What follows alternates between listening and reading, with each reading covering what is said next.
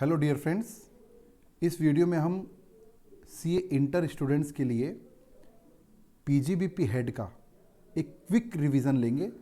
इस रिवीजन के थ्रू आप इस चैप्टर को रीस्टार्ट करने में आपको ये रिवीजन बहुत मदद करेगा और फटाफट आप रिकैप करके आप क्वेश्चंस पे जा सकते हैं। तो इसके लिए समरी मैं यूज़ कर रहा हूँ जो बहुत ही शॉर्ट समरी जिसे फटाफट रिकॉल कर सकें। तो अब ये चेक कीजिए। सबसे पहले मैं कुछ बेसिक्स की बात कर लेता हूँ। Definition of business, trade, commerce, manufacture or any adventure or concern in the nature of trade, commerce, manufacture. Profession includes vocation, मतलब कि अगर इसमें डिग्री होना जरूरी नहीं है, अगर कोई प्रोफेशन जो है, अगर कोई इनबिल्ट किसी में क्वालिटी है तो वो भी प्रोफेशन में आएगा। मेथड ऑफ अकाउंटिंग सेक्शन 145 ये बोलता है कि पीजीबीपी और आईओएस हेड में मर्केंटाइल सिस्टम अगर आप फॉलो कर रहे हैं तो वो भी चलेगा, कैश सिस्टम फॉलो कर रहे हैं तो वो भी चलेगा। तो जिस भी सिस्टम को रेगुलरली एम्प्लॉय एसएससी फॉलो करता है according to that profit calculate किया जाएगा। Method of accounting for sale purchase inventory section 145A, इसमें सभी टैक्सेस वगैरह शामिल रहेंगे, जो भी सेल परचेज और स्टॉक रहता है उसमें जीएसटी वगैरह शामिल रहेगा। Then block of asset, block of asset का मतलब होता है इसमें डेप्रिसिएशन जो है इस हेड में ग्रुप वाइज कैलकुलेट होता है। सेम ग्रुप और सेम रेट वाली डेप्रिशिएबल एसेट को एक ग्रुप में रखा जाता है और फिर डेप्रिसिएशन क्लेम होता है, उसको फर्दर हम और चेक करेंगे। नाउ स्पेक्युलेटिव ट्रांजैक्शन, आपको ये समझना पड़ेगा कि स्पेक्युलेटिव ट्रांजैक्शन के थ्रू जो बिजनेस होता है, मतलब ऐसा बिजनेस जिसमें एक्चुअल गुड्स की डिलीवरी नहीं होती, बिजनेस विदाउट डिलीवरी, तो उसको अपन स्पेक्युलेटिव बिजनेस बोलते हैं। वो भी यहीं चार्ज होता है, लेकिन उस बिजनेस से अगर कोई लॉस हो रहा है तो उस लॉस को आप नॉर्मल बिजनेस से एडजस्ट नहीं कर सकते, स्पेकुलेशन बिजनेस से ही आप उसको एडजस्ट कर सकते हैं। और इसमें कुछ डीम्ड स्पेकुलेशन भी दिया हुआ है। अगर एक कंपनी दूसरी कंपनी के शेयर वगैरह परचेस करती है, सेल परचेस करती है, तो उसको डीम्ड स्पेकुलेशन या स्पेकुलेशन बिजनेस माना जाएगा। लेकिन उन कंपनियों को छोड़ दिया गया है जिसके पास कोई बिजनेस इनकम नहीं है, अदर इनकम ही जनरेट करती है, या फिर कोई बैंकिंग कंपनी है जो लोन वगैरह देने का काम करती है। और कुछ ऐसे ट्रांजैक्शन भी दिए हुए हैं जिसको स्पेकुलेशन नहीं माना जाएगा, भले विदाउट डिलीवरी है, वो यहाँ पर हमको डिटेल में पढ़ना है। फिर लॉस इंसिडेंटल टू बिजनेस, एक यहाँ पर कोड डाला मैंने, मतलब बिजनेस से रिलेटेड कोई लॉस हो गया रिकरिंग नेचर का, जैसे स्टॉक जल गया, फायर से कुछ हो गया, तो वो लॉस भी अलाउ होगा एक्सपेंडिचर की तरह। अब यहाँ पर देखिए, एक्चुअली में इसका जब अरेंजमेंट मैं आपको समझा दूँ पहले, जो पीजीबीपी हेड होता है, पीजीबीपी हेड में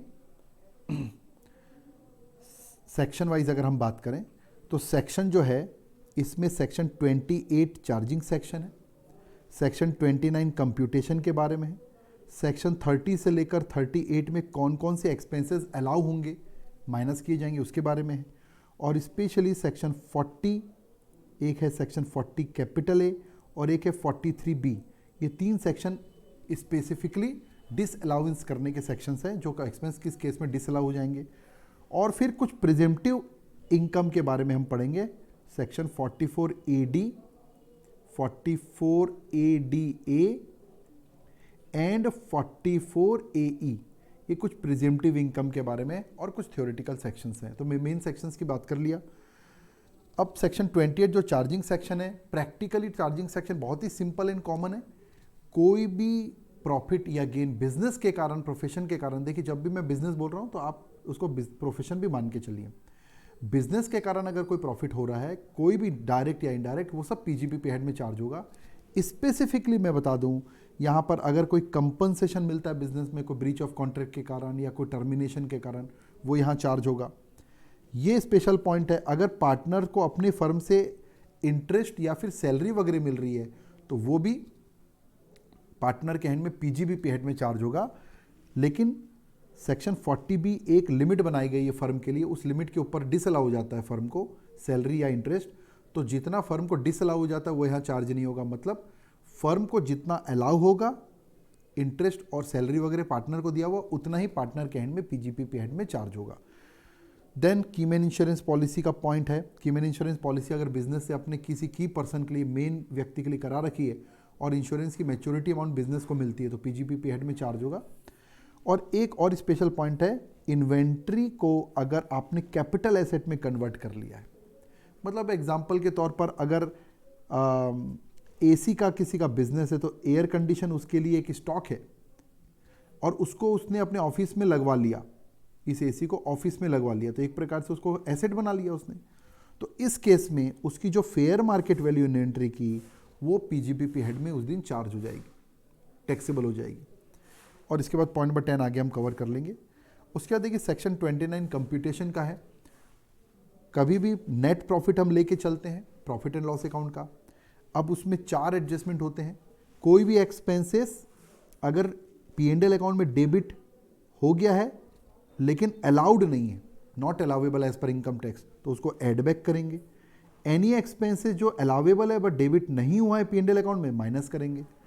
एनी इनकम जो कि P&L अकाउंट में क्रेडिट तो है बट चार्जेबल नहीं है पीजीबीपी हेड में, हो सकता है किसी अन्य हेड में चार्जेबल हो या एग्जेम्प्ट हो, तो उसको माइनस कर देंगे। और ऐसी इनकम जो कि क्रेडिट है, income not credited to P&L account, P&L account में क्रेडिट नहीं है बट चार्जेबल है, तो उसको हम ऐड कर देंगे। तो एक प्रकार से कहीं ना कहीं हम क्या कर रहे हैं, पीजीबीपी के हिसाब से रिकनसाइल कर रहे हैं। Now if you go for the deduction section 30, सबसे पहले section 30 which is expense relating to building. Business के संबंध में, बिजनेस में जो भी बिल्डिंग यूज हो रही है, चाहे फैक्ट्री बिल्डिंग हो, चाहे ऑफिस बिल्डिंग हो, चाहे एक ऐसी बिल्डिंग हो जो एम्प्लॉयज़ को रहने के लिए या फिर एक रेस्ट हाउस के रूप में यूज़ किया जा रहा है, जो भी बिल्डिंग बिजनेस में यूज़ हो रही है, उस बिल्डिंग के संबंध में चाहे रिपेयर का एक्सपेंस हो, रेंट हो, चाहे म्युनिसिपल टैक्स का पेमेंट हो, वो सब अलाउ जाएगा। चाहे उसका इंश्योरेंस कराए तो insurance premium, all expenses will be allowed, but ध्यान ये रखना है कि वो एक्सपेंडिचर रिकरिंग नेचर का होना चाहिए।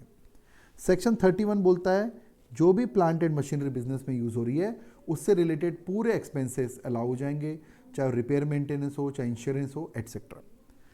And the important section is 32, that is depreciation. अब इसमें पॉइंट टू पॉइंट अपन डिस्कस करते हैं।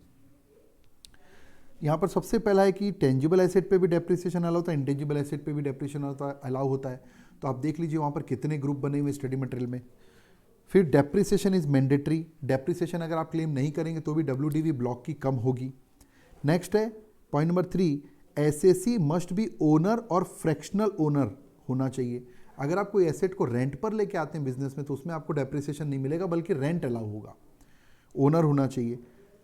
इलिजिबल क्लासिफिकेशन बिल्डिंग है, फर्नीचर एंड फिटिंग है, प्लांट एंड मशीनरी है, इंटेंजिबल एसेट है, अलग अलग ग्रुप बनाए हुए हैं, तो सेम ग्रुप सेम रेट की एक एसेट रहती है तो उसको हम एक ब्लॉक में लेते हैं। अगला पॉइंट है asset must be used for business profession. Naturally अगर आपने कोई प्लांट प्रॉपर्टी को, एसेट को अगर बिजनेस में केवल परचेस करके ले आया है और उसका यूज़ स्टार्ट नहीं किया है, जिसको हम पुट टू यूज़ बोलते हैं, तो वो रिलेवेंट ब्लॉक में उसको ऐड नहीं करेंगे और डेप्रिसिएशन नहीं मिलेगा। पुट टू यूज़ होना जरूरी है। एक हाफ डेप्रिसिएशन का कॉन्सेप्ट है, अगर कोई एसेट प्रीवियस ईयर में ही एक्वायर्ड हुई है, सेम प्रीवियस ईयर में, और उसको लेस देन 180 डेज यूज हुआ है तो उस केस में क्लोजिंग WDV ऑफ ब्लॉक में ये वाली जो एसेट है, इस एसेट पे हाफ डेप्रिसिएशन मिलेगा और बची हुई पे फुल मिलेगा, मतलब इसमें आधा डेप्रिसिएशन मिलेगा।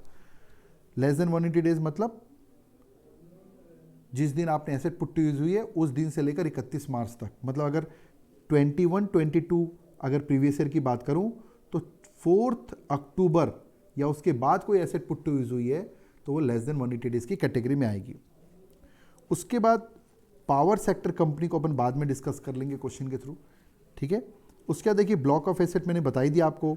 एक्चुअल कॉस्ट एक्चुअली में जब कोई एसेट को हम परचेस करते हैं तो देखिए ब्लॉक कैसे बनता है, ओपनिंग WDV ऑफ ब्लॉक, उस ब्लॉक का जो भी मान लो 15% प्लांट एंड मशीनरी ब्लॉक है, उसके बाद प्लस जो भी एसेट एक्वायर्ड होती है ना उसकी एक्चुअल कॉस्ट को जोड़ा जाता है, और फिर जो एसेट सेल होती है उसकी सेल वैल्यू को हम माइनस करते हैं, फिर हमारे पास आता है क्लोजिंग WDV ऑफ ब्लॉक, और फिर क्लोजिंग WDV ब्लॉक पे हम डेप्रिसिएशन कैलकुलेट करते हैं, ठीक है। तो एक्चुअल कॉस्ट का मतलब होता है कि कोई भी एसेट जब आप परचेस करते हैं तो जितनी भी प्रेजेंट लोकेशन कंडीशन लाते तक का जो भी एक्सपेंडिचर है उसमें जुड़ेगा, और उसके साथ कुछ एक्सप्लेनेशन भी हैं वो हम बाद में देख लेंगे। ध्यान यहाँ रखना है कि अगर ये एसेट, अगर आपने 10,000 से ऊपर की कोई एसेट है और आपने उसको प्रिस्क्राइब मोड में, मतलब बैंकिंग चैनल के थ्रू पेमेंट नहीं किया, और प्रिस्क्राइब मोड में अकाउंट पे ही चेक आता है, अकाउंट पे DD आता है, या फिर ECS, NEFT credit card, debit card, ये सब आते हैं। इसके अलावा कोई मोड में पेमेंट कर दिया तो फिर वो एक्चुअल कॉस्ट की कैटेगरी में नहीं आएगा, मतलब आपको डेप्रिसिएशन नहीं मिलेगा। फिर WDV कैसे निकालते हैं तो मैंने बता ही दिया आपको। रेट ऑफ डेप्रिसिएशन वैसे तो पूरा चार्ट है, आप नोट्स में या स्टडी मटेरियल में देखिए, बट मैं कुछ जनरल रेट लिख दिया हूँ। बिल्डिंग पे कुछ ना दिया हो तो 10%, फर्नीचर पे 10%, मशीनरी पे 15%, हालांकि कंप्यूटर पे 40% और बुक्स पे 40% है, इनटेंजिबल एसेट पे 25%। Now the next concept is unabsorbed depreciation. देखिए, अनएब्जॉर्ब्ड डेप्रिसिएशन का मतलब होता है कि जो भी बिजनेस में अगर लॉस हुआ है तो loss to the extent depreciation amount will be called unabsorbed depreciation. Unabsorbed depreciation का साथ ये है कि इस अनएब्जॉर्ब्ड डेप्रिसिएशन को आप देखिए, नॉर्मली बिजनेस लॉस को आप जो है केवल 8 साल तक कैरी फॉरवर्ड कर सकते हो, और जब आप कैरी फॉरवर्ड करोगे तो केवल PGBP हेड से ही एडजस्ट कर सकते हो।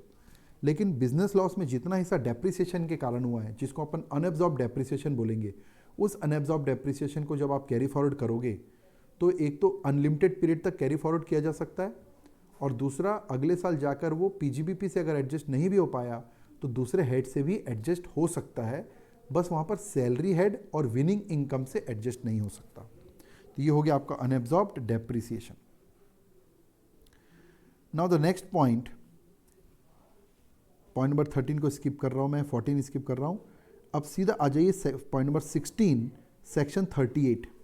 सेक्शन 38 में लिखा हुआ है कि अगर एसेट एक्सक्लूसिवली बिजनेस यूज में नहीं हो रही है, कुछ घर में भी यूज हो रही है, पर्सनल पर्पस यूज हो रही है, तो जितना परसेंटेज आप पर्सनल पर्पस यूज कर रहे हो उतना हिस्सा डिसअलाउ हो जाएगा, और उस एसेट का उतना % डेप्रिसिएशन भी अलाउ नहीं होगा। Now the next point, important point, is additional depreciation. Additional depreciation के लिए सीधा सीधा फंडा है।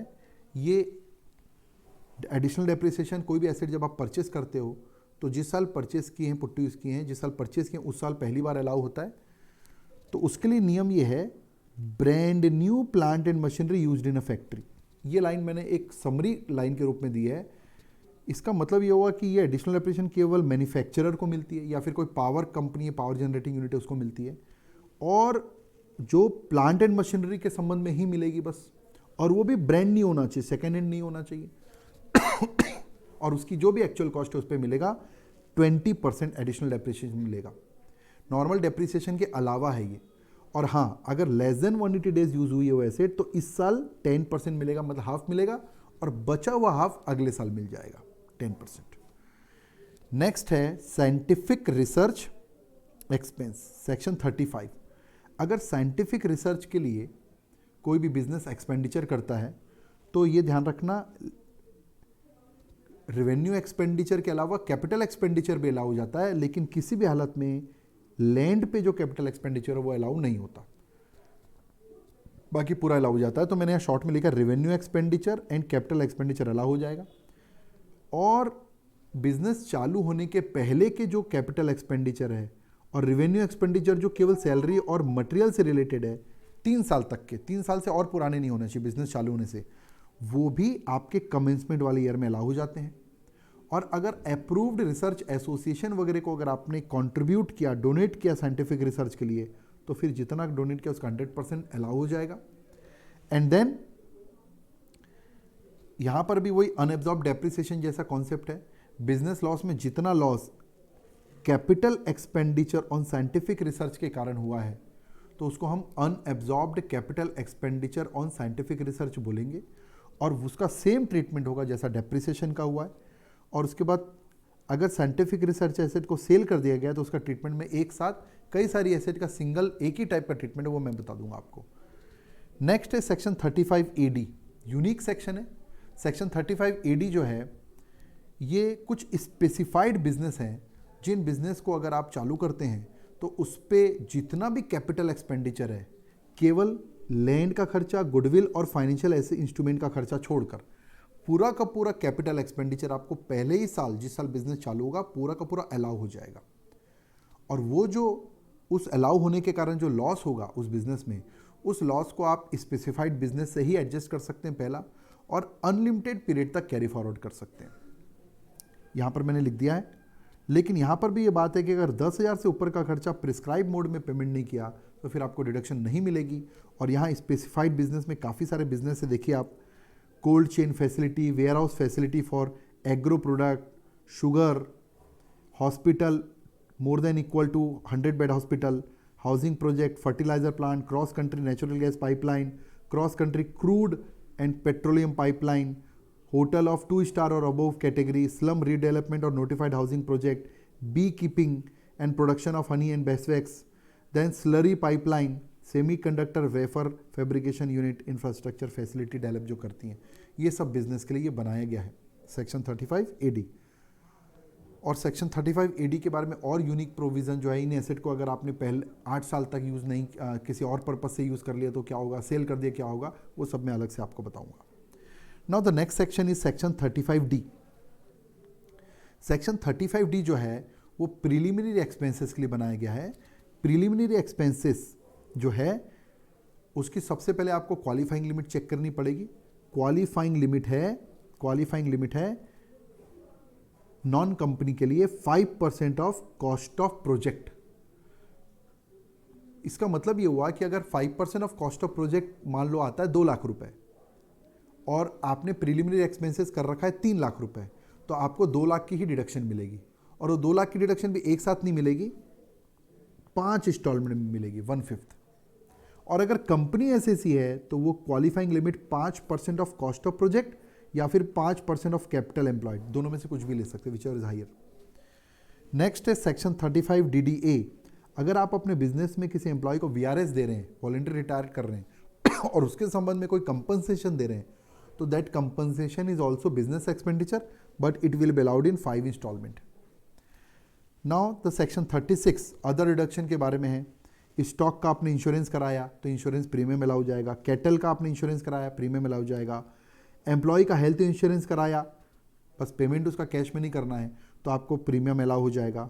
एम्प्लॉयज़ को बोनस कमीशन आपने दिया तो वो बोनस कमीशन आपको अलाउ हो जाएगा, but subject to 43B। 43B आपको पता होगा, सेक्शन 43B में जो जो एक्सपेंस दिए हुए हैं वो तभी अलाउ होते हैं जब उसका पेमेंट रिटर्न फाइलिंग की ड्यू डेट तक हो जाता है।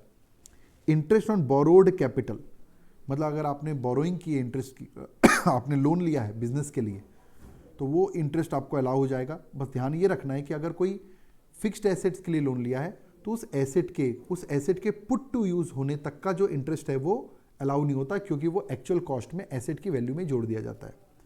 देन जीरो कूपन बॉन्ड के ऊपर जो डिस्काउंट आप पेमेंट करते हैं तो वो अलाउ हो जाता है। फिर employers contribution to recognise provident fund, approved superannuation fund और any other employees welfare fund, तो ये भी एम्प्लॉयर के लिए बिजनेस एक्सपेंडिचर अलाउ होगा but subject to 43B। Then contribution to employer to new pension system, तो अगर न्यू पेंशन स्कीम में कोई एम्प्लॉयर कंट्रीब्यूट कर रहा है वो अलाउ हो जाएगा। Employers contribution to approved gratuity fund allow हो जाएगा। Now the employees contribution credit to fund, ये यूनिक पाथ है, क्योंकि एम्प्लॉयर जो है जब वो एम्प्लॉयज़ को सैलरी देता है तो उसकी सैलरी में वो एम्प्लॉयज़ का कंट्रीब्यूशन भी काट कर देता है, तो जैसे वो कंट्रीब्यूशन काटता है तो वो उसकी इनकम मान ली जाती है सेक्शन 224 में, और फिर जब वो उसको जमा करता है तो उसको अलाउ होता है। लेकिन ध्यान ये रखना है कि उसको must paid within due date of provident fund act और अदर एक्ट, जिस भी एक्ट में जमा हो रहा है उस एक्ट के ड्यू डेट तक जमा करना है। अगर उस एक्ट के ड्यू डेट तक जमा नहीं किया, जैसे प्रोविडेंट फंड के लिए अगले महीने की 20 तारीख है ग्रेस पीरियड मिलाकर, उससे अगर वो लेट हो गया तो फिर that amount will never been allowed. Now ये पॉइंट को छोड़ दीजिए। बेड डेट्स के लिए नियम क्या है? बेड डेट एक्चुअल है तो अलाउ होगा, प्रोविजन कभी अलाउ नहीं होगा, एक्चुअल बेड डेट अलाउ होगा। बस कंडीशन ये है कि जो भी आज आपका पैसा डूबा है, मान लो कोई डेटर का पैसा डूबा है, तो वो डेटर क्रिएट करते समय सेल्स में एंट्री हुई होगी, debtors account debit to sales, मतलब जो भी आज बेड डेट है कभी न कभी आपके इनकम में वो बुक हुआ हो, ये बस कंडीशन है। Condition allowed only when credited in P&L account earlier, बस इतनी condition. Now the expense in family planning by company ऐसे कोई खास एक्सपेंडिचर अलाउ होता है अगर वो अपने एम्प्लॉयज़ में फैमिली प्लानिंग को प्रमोट करने के लिए कोई खर्च करती है तो रेवेन्यू एक्सपेंडिचर पूरा अलाउ हो जाता है, और कैपिटल एक्सपेंडिचर जो है वो 5 इंस्टॉलमेंट में अलाउ होता है। और यहाँ पर जो टोटल एक्सपेंसेस अलाउ हो रहे हैं, मतलब रेवेन्यू एक्सपेंडिचर पर प्लस 1/5 ऑफ कैपिटल एक्सपेंडिचर, वो टोटल एक्सपेंडिचर भी अनएब्जॉर्ब्ड डेप्रिसिएशन जैसा ट्रीट होगा।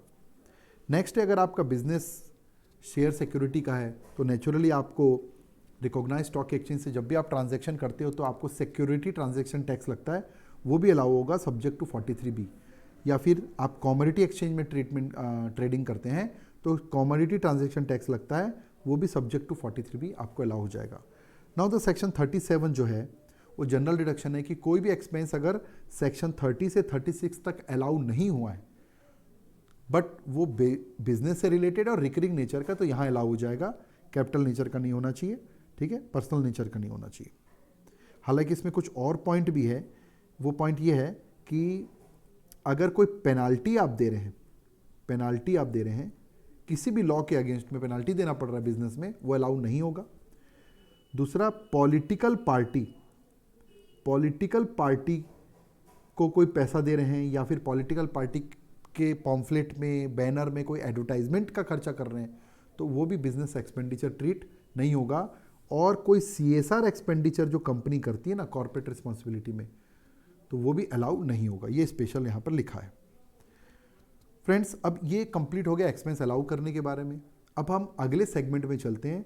That segment is section inadmissible expenditure. Inadmissible expenditure का मतलब कौन कौन से एक्सपेंडिचर की रिडक्शन नहीं मिलेगी, ये मोस्ट इंपॉर्टेंट एरिया है। 3 मेन सेक्शन में 40, 40A एंड 43B। तो सबसे पहले अपन सेक्शन 40 की बात करते हैं, जिसके अंदर एक कैटेगरी आती है सेक्शन 40 स्मॉल ए। ये सभी SSC के लिए बनाया गया है। अब मैंने इसमें क्या लिखा है देखिए आप, शॉर्ट में मैंने लिखा एनी एक्सपेंस, कोई भी एक्सपेंस जिस पे TDS डिडक्टेबल है, TDS काटा जाना चाहिए था TDS के चैप्टर के हिसाब से, बट नॉट डिडक्टेड, लेकिन आपने TDS काटा नहीं ड्यूरिंग द प्रीवियस ईयर, और या फिर आपने TDS काट लिया है लेकिन पेड ही नहीं किया, कब तक, up to due date of filing return filing की ड्यू डेट या तो नॉर्मल SSC तो जुलाई और ऑडिटेड SSC या कंपनी SSC है या ऑडिटेड फर्म का जो पार्टनर है उसके लिए अक्टूबर है, 31 अक्टूबर। तो रिटर्न फाइलिंग की ड्यू डेट तक जमा कर दो, नहीं किया तो फिर वो एक्सपेंस आपका डिसअलाउ हो जाएगा। कैसे, कितना डिसअलाउ होगा? पहला, अगर पे किया है इंडिया के बाहर या फिर किसी नॉन रेसिडेंट को, भले इंडिया में, या फिर किसी फॉरेन कंपनी को, तो 100% डिसअलाउ हो जाएगा। और इसके अलावा अगर इंडिया में पेमेंट किया, रेसिडेंट वगैरह पेमेंट किया, तो उस एक्सपेंस का 30% डिसअलाउ हो जाएगा। अब इसमें खास बात यह है, note number 1, if TDS not deducted but पेई, जिसको आपने पैसा दिया है उसने उस पर टैक्स जमा कर दिया है और उसने उसका रिटर्न फाइल कर दिया है तो जिस दिन उसने रिटर्न फाइल किया है ना, उस दिन आपने TDS काट लिया और जमा कर दिया, माना जाएगा, मतलब आपको उस साल अलाउ हो जाएगा।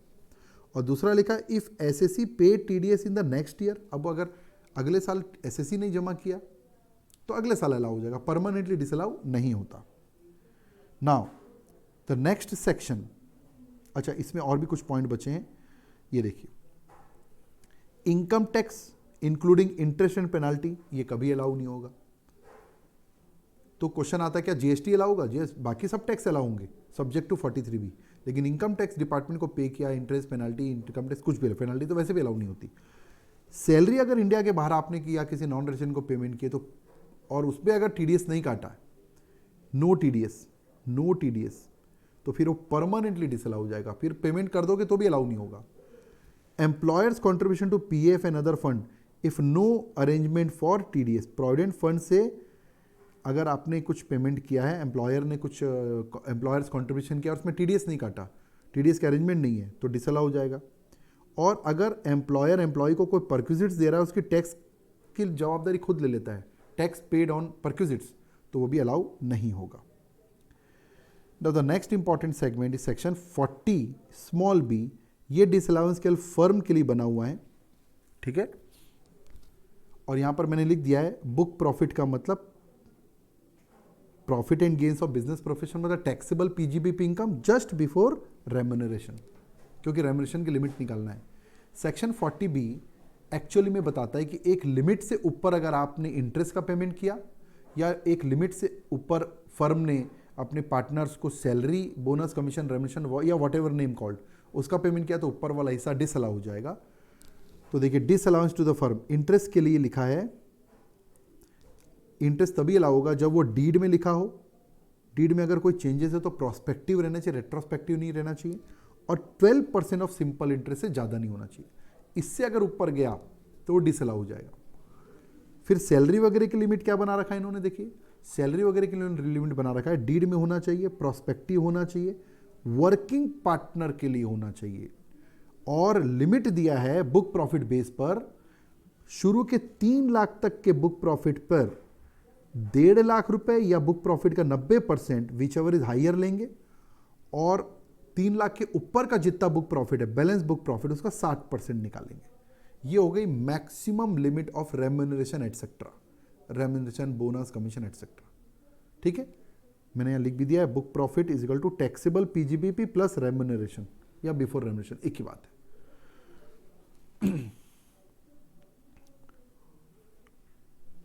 उसके बाद देखिए अगला सेक्शन है सेक्शन 40A2, एक्सेसिव और unreasonable payment to specified person. अगर एसएससी अपने किसी स्पेसिफाइड पर्सन, मतलब अगर इंडिविजुअल है तो उसका रिलेटिव को पेमेंट कर रहा है, मार्केट रेट से कुछ ज़्यादा पेमेंट कर रहा है, तो वो ज़्यादा वाला हिस्सा असेसिंग ऑफिसर क्या कर देगा, डिसअलाउ। अगला है सेक्शन 40A3, कोई भी एक्सपेंस जो कि 10,000 से ऊपर है और उसका पेमेंट आपने एक दिन में, एक्सपेंस मोर देन 10,000 पेड किया आपने in single day, aggregate in a day, per day, to per person, एक पर्सन को, और इसका पेमेंट कैसा किया आपने, प्रिस्क्राइब मोड में नहीं किया, तो उस केस में वो एक्सपेंस आपको डिसअलाउ हो जाएगा। और एक यहां सेक्शन है कि अगर कोई एक्सपेंस पहले ही अलाउ हो चुका है, पिछले साल मर्केंटाइल सिस्टम के कारण पेमेंट नहीं हुआ था, लेकिन इस साल आपने उसको प्रिस्क्राइब मोड से पेमेंट नहीं किया, तो पिछले साल जो अलाउ हो रखा था इस साल की, वो डीम्ड पीजीबीपी इनकम मान ली जाएगी। अब ये जो 10,000 की लिमिट है, ट्रांसपोर्टर को पेमेंट अगर आप करते हो, ट्रांसपोर्ट वालों को पेमेंट करते हो, तो ये लिमिट 35,000 कर दी गई है। और एक रूल 6DD बना है जिसमें कुछ ऐसे सिचुएशन दी हुई है जिसमें आप प्रिस्क्राइब मोड में पेमेंट नहीं करोगे, कैश भी पेमेंट कर दोगे तो भी कोई दिक्कत नहीं है, एक्सपेंस अलाउ हो जाएगा। मतलब रूल 6DD जो है वो है एक प्रकार से 40A3 का एक्सेप्शन। नाउ सेक्शन 40A7, देखिए भैया प्रोविजन फॉर ग्रेचुइटी कभी अलाउ नहीं होगा, लेकिन एक्चुअल ग्रेचुइटी है या फिर इसी साल की कोई ग्रेचुइटी की लायबिलिटी है जिसका आपने प्रोविजन बना रखा, जो पेमेंट एक्चुअल देना है, या फिर ग्रेचुइटी फंड में इस साल जो जमा करना उसका कोई आपने अमाउंट बना रखा, वो अलाउ होगा, बट टेंटेटिव बेसिस पर प्रोविजन कभी अलाउ नहीं होगा। 40A9, non statutory welfare fund बना रखा है अगर आपने, जैसे URPF वगैरह, अनरिकॉग्नाइज प्रोविडेंट फंड, उसमें एम्प्लॉयर जो कंट्रीब्यूट करता है वो एक्सपेंस अलाउ नहीं होगा। एंड दिस अलाउंस का लास्ट सेक्शन जो है दैट इज सेक्शन 43B। देखिए नेचुरली एंड नॉर्मली तो अगर मर्केंटाइल सिस्टम फॉलो कर रहा है एसएससी, तो उसका जो भी रेलेवेंट ईयर का प्रीवियस ईयर का एक्सपेंस है वो तो नेचुरली अलाउ हो जाता है, चाहे पेमेंट करो चाहे मत करो। लेकिन नीचे लिखे हुए जितने पेमेंट आपको दिख रहे हैं ना, A to H तक, इन एक्सपेंस के लिए एक रेस्ट्रिक्शन लगा दिया उन्होंने। इन एक्सपेंस जो कि प्रीवियस ईयर से रिलेटेड है, आप मर्केंटाइल सिस्टम फॉलो कर भी रहे हैं, लेकिन इसका पेमेंट रिटर्न फाइलिंग की ड्यू डेट जो कि 139(1) में दी हुई है, उस ड्यू डेट तक पेमेंट होगा, तभी इस साल अलाउ होगा, नहीं तो अलाउ नहीं होगा। फिर जिस साल पेमेंट हुआ उस साल अलाउ होगा। कौन कौन से एक्सपेंस है देखिए, किसी भी टाइप का कोई टैक्स, ध्यान रखना इसमें, इनकम टैक्स तो वैसे भी अलाउ नहीं होता, वो आएगा नहीं, ठीक है। कंट्रीब्यूशन टू RPF और ग्रेचुइटी फंड और सुपरएन्यूएशन फंड, एम्प्लॉयर के contribution, bonus commission, interest paid on a loan from public financial institution, state financial corporation etcetera, interest paid to deposit taking NBFC etc., interest on any advance from the scheduled bank, payment to the employee for leave encashment, any payment to railway for their use of their asset, railway को freight वगैरह का payment है, ये expense section 43B expense माने जाते हैं। Now section 41 जो है, 41(1) मैं आपको बस बताऊंगा, बाकी कंसोलिडेट करके बता दूंगा।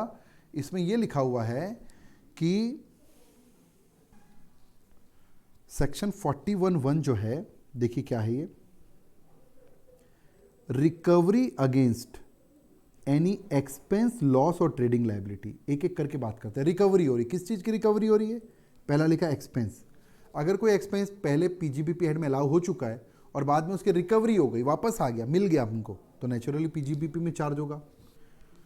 कोई भी लॉस जो है पहले पीजीबीपी हेड में अलाउ हो चुका है, लॉस बिजनेस से रिलेटेड कोई भी लॉस है, लॉस बाय फायर, स्टॉक जल गया और बाद में इंश्योरेंस कंपनी से पैसे मिल गए, रिटर्न आ गया तो वो हमको यहाँ पर वापस से पीजीबीपी में चार्ज करना है।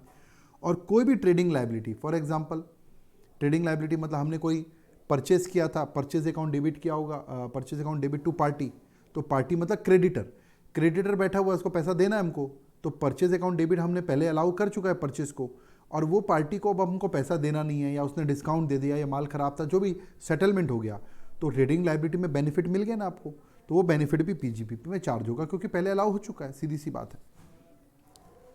उसके बाद देखिए स्पेशल कुछ प्रोविजन है, सेक्शन 43 CA, जो कि कैपिटल गेन में 50C के नाम से हम समझते हैं। यहां पर यह लिखा हुआ है, अगर आप कोई भी लैंड बिल्डिंग वगैरह का व्यापार करते हैं, बिजनेस करते हैं, मतलब आपके लिए स्टॉक इन ट्रेड है, आप बिल्डर हैं या फिर आप प्रॉपर्टी डीलर हैं, तो नेचुरली बिल्डिंग या प्लॉट या प्रॉपर्टी आपके लिए स्टॉक है, उसको बेचने से जो कमा रहे हो पीजीबीपी हेड में चार्ज हो रहा है, ठीक है। तो उस केस में आप प्रॉफिट कैसे निकालते होगे? सोचो, आप बिल्डिंग जितने में बेचा सेल वैल्यू लेते होगे और माइनस जितने में उसको कॉस्ट खरीदा था, ऐसा प्रॉफिट निकालते हैं अपन। लेकिन ये सेक्शन समझाता है कि जो सेल वैल्यू है इसको कंपेयर करेंगे स्टाम्प ड्यूटी वैल्यू से। जो स्टाम्प ड्यूटी लगाती है अथॉरिटी, स्टाम्प ड्यूटी अथॉरिटी अपनी एक खुद की मार्केट वैल्यू निकालती है, ठीक है। तो अगर स्टाम्प ड्यूटी वैल्यू उस प्रॉपर्टी की उसके सेल कंसिडरेशन से, सेल वैल्यू के 110% से भी ज्यादा है, इसका मतलब आप मार्केट वैल्यू से कुछ ज्यादा ही कम सेल दिखा रहे हो, तो यहां पर सेल वैल्यू की जगह आपको स्टाम्प ड्यूटी वैल्यू लेना पड़ेगा ये प्रॉफिट निकालने के लिए।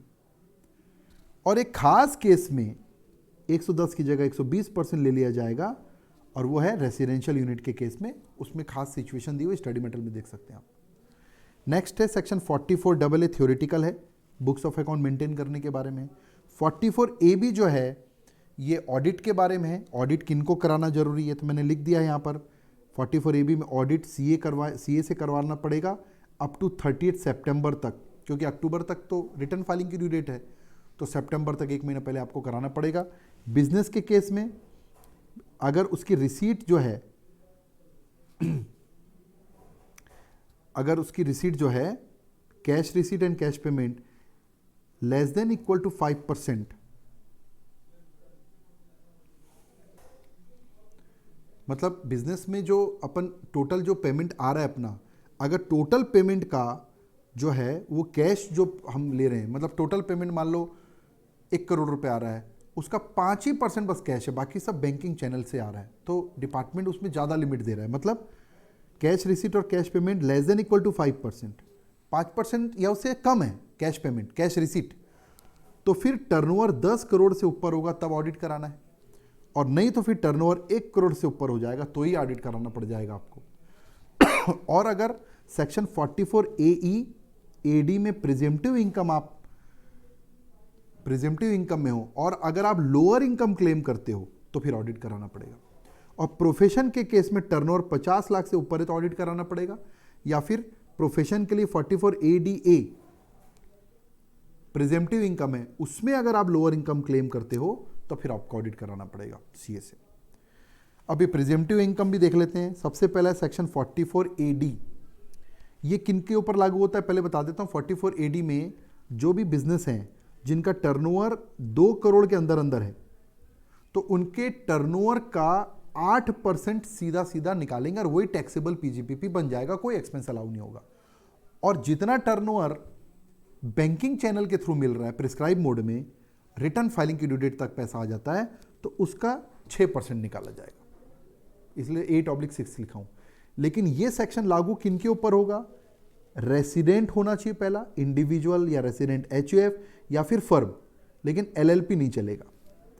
और ये SSE नॉट क्लेमिंग, वो SSE कौन सी डिडक्शन क्लेम ना कर रहे हो इसको काट देना, सेक्शन 10AA की डिडक्शन क्लेम ना कर रहे हो, जो एक्सपोर्ट बिजनेस को मिलती है एग्जेम्पशन वाले चैप्टर में, स्टडी मटेरियल के फर्स्ट वॉल्यूम में चैप्टर 3 में है, लास्ट में। और उन लोग जो डिडक्शन इनकम बेस्ड डिडक्शन है ना, इनकम जो इनकम के ऊपर आधारित डिडक्शन है, वो वाली डिडक्शन क्लेम ना कर रहे हो, तभी ये सेक्शन एप्लीकेबल होगा। अगला है 44 ADA। सेक्शन 44 AA में कुछ स्पेसिफाइड प्रोफेशन एंड जिसमें लगभग सभी प्रोफेशन आ जाते हैं। तो रेसिडेंट प्रोफेशन जो है अप टू 50 लाख जिसका टर्नओवर है, रिसीट बोलना चाहिए, तो उसका 50% टैक्सेबल पीजीपी पर माना जाएगा और कोई भी एक्सपेंसेस के अलावा माइनस नहीं होगा। और लास्ट सेक्शन है 44 AE, ट्रांसपोर्ट ऑपरेटर के लिए बनाया गया है। ट्रांसपोर्ट ऑपरेटर के लिए ये बोला गया है कि अगर आपके पास हैवी गुड्स व्हीकल है, देखो एक तो 10 ट्रक से ज़्यादा नहीं होनी चाहिए किसी भी दिन प्रीवियस ईयर में अप टू 10 ट्रक, तभी उनके लिए ये सेक्शन है, नहीं तो नॉर्मल टैक्सेशन में जाओ। हैवी गुड्स व्हीकल है तो 1000 पर ton of gross vehicle weight पर मंथ और part thereof multiply by जितने उसके पास ट्रक है। और अगर other than heavy goods vehicle है तो 7,500 रुपये पर मंथ पर ट्रक लेना है प्रिजम्प्टिव इनकम। और इसमें एक्सपेंस के नाम से ऐसे तो कुछ माइनस नहीं होगा, केवल इस सेक्शन में अगर वो पार्टनरशिप फर्म के रूप में स्टेटस है तो पार्टनर्स को दिया गया सैलरी और इंटरेस्ट ये अलाउ हो जाएगा subject to limit given in section 40B। ना come to the next, actual cost के बारे में। अब देखिए लगभग पीजीपी हेड अपना रिकॉल हो गया, अब कुछ यूनिक और एक्स्ट्रा पॉइंट मैं आपसे डिस्कस कर रहा हूँ। एक्चुअल कॉस्ट को यहाँ पर समझाया, देखो एक्चुअल कॉस्ट मतलब जब भी कोई एसेट आप परचेस करते हो और उसको ब्लॉक में जब जोड़ते हो तो किस वैल्यू पर जोड़ने हैं, एक्चुअल कॉस्ट में। तो पहले ये पॉइंट तो मैं पहले ही बता चुका हूँ, 10,000 से ऊपर है एक दिन में अगर आपने उसको प्रिस्क्राइब मोड में पेमेंट नहीं किया, कैश वेश में पेमेंट कर दिया तो एक्चुअल कॉस्ट में शामिल नहीं होगा। अब कुछ एक्सप्लेनेशन दिया हुआ एक्चुअल कॉस्ट के लिए, कुछ यूनिक केसेस में एक्चुअल कॉस्ट क्या ली जाती है उसके बारे में बताया है। पहला, साइंटिफिक रिसर्च एसेट, अगर आप, क्योंकि साइंटिफिक रिसर्च पे तो सीधा सीधा डिडक्शन मिलती है, वो उस पर डेप्रिसिएशन तो मिलता नहीं, लेकिन आपने साइंटिफिक रिसर्च एसेट का यूज़ बंद करके उसको नॉर्मल बिजनेस यूज में डाल दिया तो उस केस में नील वैल्यू पर जोड़ा जाएगा, मतलब उसकी एक्चुअल कॉस्ट नील रहेगी क्योंकि उसमें और कोई डेप्रिसिएशन मिलना नहीं है। उसके बाद देखिए, अगर कोई एसेट बिजनेस में गिफ्ट के रूप में मिली आपको तो फिर प्रीवियस ओनर की जो एक्चुअल कॉस्ट है और उसने जितना डेप्रिसिएशन ले चुका है, मतलब WDV ऑफ प्रीवियस ओनर, वो आपको एक्चुअल कॉस्ट के रूप में लेनी है। सेकेंड हैंड एसेट अगर आप खरीदते हो तो नेचुरली जितने में आपने खरीदा वही एक्चुअल कॉस्ट है, लेकिन एसेसिंग ऑफिसर को ऐसा लगता है कि आप बढ़ा चढ़ाकर वैल्यू निकाले हैं तो जॉइंट कमिश्नर की परमिशन लेकर, वो जेसी की परमिशन लेकर उसको रिड्यूस कर सकता है। नेक्स्ट है, अगर आपने कोई एसेट किसी को ट्रांसफर किए, बेची है और उसी को वापस खरीद लिए तो फिर आपके लिए जो एक्चुअल कॉस्ट है जितने में खरीदा गया है वो प्राइस तो देखेंगे, लेकिन बेचते समय जो उसकी WDV थी, इन दोनों में जो सब कम वैल्यू रहेगी वो ली जाएगी। लीज बैक, मतलब आपने किसी एसेट को खरीदा और उसी एसेट को सामने वाले जिससे खरीदा उसको लीज में दे दिया, तो इस केस में आपकी जो एक्चुअल कॉस्ट रहेगी वो खरीदते समय जो सामने वाले की WDV थी वही रहेगी। कोई बिल्डिंग आप पर्सनल पर्पस से यूज कर रहे थे और अब उसको आप अपने बिजनेस में यूज में ले आए हो, तो बिल्डिंग जब आपने खरीदा था उस समय से लेकर आज के डेप्रिसिएशन रेट से नोशनल डेप्रिसिएशन माइनस करेंगे और जो पिछले साल तक का जो WDV आएगा वही आपकी इस साल की बनेगी actual cost. Asset by borrowing, अगर आपने लोन लेकर एसेट लाइए तो नेचुरली पहले भी बता चुका हूँ, पुट टू यूज तक का जो इंटरेस्ट है आपका वो एक्चुअल कॉस्ट में शामिल हो जाएगा और उसके बाद का इंटरेस्ट हमको सेक्शन 36 में अलाउ होता है। फिर GST एटसेट्रा, कोई भी इनडायरेक्ट टैक्स, तो कोई भी इनडायरेक्ट टैक्स GST वगैरह या फिर कोई एक्साइज ड्यूटी वगैरह, अगर आपको उस टैक्स की क्रेडिट मिल रहा है, ITC इनपुट टैक्स क्रेडिट मिलने वाली है, तो वो एक्चुअल कॉस्ट में शामिल नहीं होगी। और नेचुरली अगर ITC नहीं मिल रही है, जैसे व्हीकल वगैरह की नहीं मिलती, कार वगैरह की नहीं मिलती, तो फिर वो एक्चुअल कॉस्ट में शामिल रहेगी। गवर्नमेंट अगर कोई सब्सिडी वगैरह दे रही है तो उसको एक्चुअल कॉस्ट से हटा दिया जाएगा। एग्जाम्पल, 5 लाख की एसेट खरीद रहे हो आप बिजनेस के लिए, 2 लाख रुपए गवर्नमेंट सब्सिडी देगी तो आपको तो 3 ही लाख पड़ी, तो 3 लाख लेना है। कोई नॉन रेसिडेंट किसी एसेट को इंडिया के बाहर यूज़ कर रहा था, अब इंडिया वाले बिजनेस में उसको ले आया, तो उस केस में उसकी जो भी कॉस्ट थी उसमें नोशनल डेप्रिसिएशन आप रिस्पेक्टिव रेट से जो साल का जो रेट है उसमें माइनस करेंगे और फिर लेंगे। और उसके बाद इसको स्किप कर दीजिए, एक साथ बता दूंगा। यहाँ पर मैंने WDV का एक फॉर्मेट दे दिया है और यहाँ पर मैंने क्या दिया देखिए आप, सेक्शन 48(2) के पर्पज से स्पेसिफाइड पर्सन को अगर आप पेमेंट करते हैं अनरीजनेबल या एक्सेसिव पेमेंट, तो वो एक्सेस पेमेंट जो है वो डिसअलाउ हो जाता है, ठीक है। तो वो स्पेसिफाइड पर्सन कौन होंगे, तो मैं उसको शॉर्ट में बताता हूँ। अगर कोई इंडिविजुअल SSC है तो उसका जो रिलेटिव है ना वो स्पेसिफाइड पर्सन है। और रिलेटिव कौन होता है एक इंडिविजुअल का इनकम टैक्स के हिसाब से? Spouse, brother, sister, lineally ascendant ऊपर की पीढ़ी और लीनियली डिसेंडेंट नीचे की पीढ़ी। Spouse, brother, sister, lineally ascendant, descendant, ये स्पेसिफाइड पर्सन है। और हर वो व्यक्ति एनी पर्सन स्पेसिफाइड बन जाएगा अगर उसके बिजनेस में इस एसएससी का या उसके रिलेटिव का सब्सटेंशियल इंटरेस्ट है। और सब्सटेंशियल इंटरेस्ट का मतलब 20% या उससे ज्यादा का हिस्सा है उसके बिजनेस में। ठीक है, इसी तरीके से अगर कंपनी एसएससी है, फर्म है, एचयूएफ है, एओपी है, तो भैया देखो उसके डायरेक्टर पार्टनर मेंबर स्पेसिफाइड होते हैं और उन डायरेक्टर पार्टनर मेंबर के जो रिलेटिव है वो भी स्पेसिफाइड पर्सन होते हैं। तो इस तरीके से यहां पर कनेक्शन स्टैब्लिश किया गया है। फिर ये देखिए, मैं जो आपको बता रहा था ना कि कई सारी ऐसी एसेट है जिसको सेल करने से जो प्रॉफिट या लॉस आता है या सरप्लस डेफिसिट आता है उसका क्या ट्रीटमेंट होता है। तो अलग अलग प्रोविजन अलग जगह लिखा है, लेकिन सबका नेचर एक जैसा है, इसलिए मैंने यहां पर लिख दिया। देखिए मैं आपको समझाता हूं कैसे। मैंने लिखा यहां पर profit PGBP on sale of certain asset. कौन सी एसेट है? पहला, इलेक्ट्रिसिटी कंपनी ऑप्टिंग एसएलएम। जो भी इलेक्ट्रिसिटी कंपनी है वो नॉर्मल डेप्रिसिएशन भी क्लेम कर सकती है या फिर वो चाहे तो ब्लॉक कॉन्सेप्ट से बाहर होकर स्ट्रेट लाइन मेथड से ऑप्ट कर सकती है। तो वो वाली कंपनी जब अपनी एसेट को बेचेगी तो क्या होगा। दूसरा है साइंटिफिक रिसर्च एसेट को जिसमें आपने डिडक्शन ले ली है, उसको अगर आप बेचते हो तो क्या ट्रीटमेंट होगा, टैक्स ट्रीटमेंट। फिर स्पेसिफाइड बिजनेस जो सेक्शन 35 एडी के स्पेसिफाइड बिजनेस है, वो एसेट को अगर बेचा जाएगा तो, और अगर कोई कंपनी ने फैमिली प्लानिंग एसेट पे डिडक्शन ले लिया है, 1/5 मिलता है, उस एसेट को बेच दिया गया, तो ये चारों एसेट को बेचने से जो भी सरप्लस होता है तो क्या कहां पे टैक्सेबल होगा और डेफिसिट हुआ तो कहां अलाउ होगा। इसका प्रोविजन एक जैसा है करके मैंने एक साथ बता रहा हूं आपको मैं। तो पहले तो ये पता लगाते कि सरप्लस डेफिसिट निकालते कैसे हैं। उन एसेट को आपने कितने में बेचा, सेल कंसिडरेशन उसको ले लीजिए, और उस एसेट के संबंध में कितनी cost remaining to be allowed है उसकी कोई ना कोई कॉस्ट होगी, और आपने अभी तक उसमें डिडक्शन वगैरह ले रहे हैं ऊपर वाले सेक्शंस में, तो जितनी बची हुई है जिसको अपन WDV भी बोलते हैं कभी कभी डेप्रिसिएशन स्टाइल में, उसको माइनस कर लीजिए। तो इसको माइनस करने से जो वैल्यू आएगी, अगर पॉजिटिव आई तो सरप्लस और डेफिसिट आया माइनस आया तो डेफिसिट। अब सरप्लस आएगा तो नेचुरल टैक्स लगाना है। तो नियम है सबसे पहले पीजीबीपी में कितना हिस्सा चार्ज होगा, surplus to the extent deduction taken under respective section chargeable under PGBP. मतलब उस सेक्शन में आज तक पीजीबीपी हेड में जितना डिडक्शन ले रखा है उस लिमिट तक अगर सरप्लस है तो पूरा पीजीबीपी में चार्ज होगा, और उसके ऊपर अगर है तो फिर वो कैपिटल गेन में भेज देंगे। ठीक है भाई। और अगर डेफिसिट हुआ है तो विदाउट एनी लिमिट पूरा का पूरा पीजीबीपी हेड में अलाउ हो जाएगा। और कैपिटल गेन ट्रीटमेंट नेचुरली अगर sale consideration cost of acquisition से ज्यादा है तो वो नॉर्मल तरीके से कैपिटल गेन चार्ज होगा। अब देखिए अनएब्जॉर्ब्ड एक्सपेंस के बारे में हम बात करते हैं, तो मैंने यहां पर आपको कंसोलिडेट कर दिया, बता तो दिया है। 3 अनएब्जॉर्ब्ड एक्सपेंस होते हैं बिजनेस इनकम पीजीबीपी लॉस में। अगर ये 3 लॉस हैं तो इन लॉस का ट्रीटमेंट एकदम यूनिक होता है। टैक्स ट्रीटमेंट क्या है, these unabsorbed losses if carry forward then it can be adjusted with any head except salary and winning and can be carry forward for unlimited period. तो recall कर लेते हैं, unabsorbed depreciation है, unabsorbed capital expenditure on scientific research है, and unabsorbed any expenditure on family planning.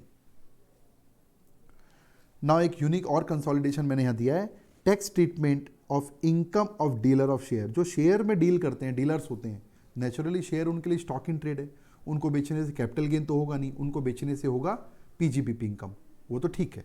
तो मैंने लिख दिया income from sale of share etcetera, ठीक है, डिबेंचर्स एटसेट्रा, जो भी एसेट है वो पीजीबीपी हेड में चार्ज होगा, बात तो ठीक है।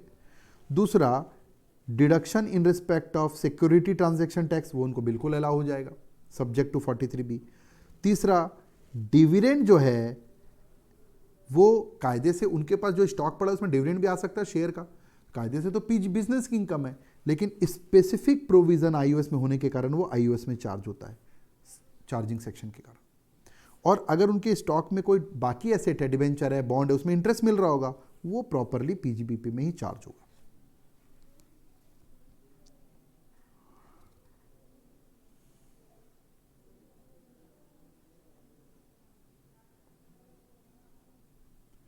So friends, with this we have completed a very short और वेरी शॉर्ट समरी, और बहुत ही कम समय में 45 मिनट्स में हमने पूरे के पूरे पीजीबीपी को रिकॉल किया। ये जो रिवीजन है आपकी मदद करेगा बहुत तेज़ी से रिकॉल करने में। और इस वीडियो में मैं इसका जो शीट जिसे आपको पढ़ाया हूँ उसकी मैं लिंक डाल दूंगा, तो आप उसको चेक कर सकते हैं। आई होप ये वीडियो आप लोगों को बहुत हेल्पफुल रहेगा। जब भी आप देखिए, ये वीडियो नेचुरली आपने पीजीपी पे हेड कवर कर रखा है उसके बाद के लिए है और बहुत फास्ट रिवाइज करने के लिए। और मैं आपको एक और सलाह दूंगा कि आप लोग एग्ज़ाम डे के लिए इस शीट को रेफ़र कर सकते हैं, और एग्ज़ाम डे में पहले से ही तैयार करके रखिए कि कौन कौन से क्वेश्चन हमको एग्ज़ाम डे में रेफ़र करके जाने हैं।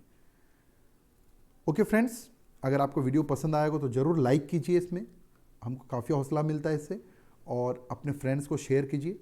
Thank you.